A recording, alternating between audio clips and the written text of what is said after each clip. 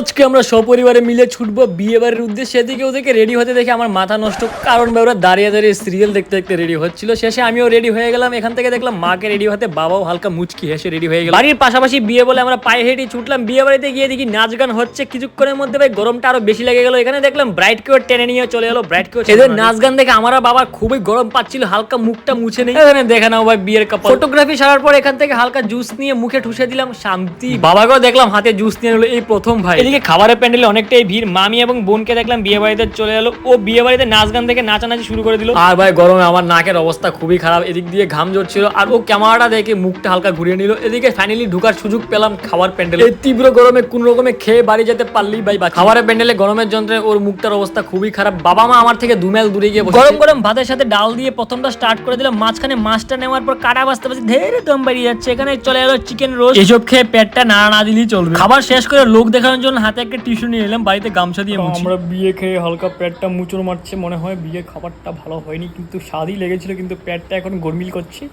তো আজকের মতো বিদায় নেই, দেখা হচ্ছে কালকের ভিডিওতে। বাই, ঘুমিয়ে থাকি।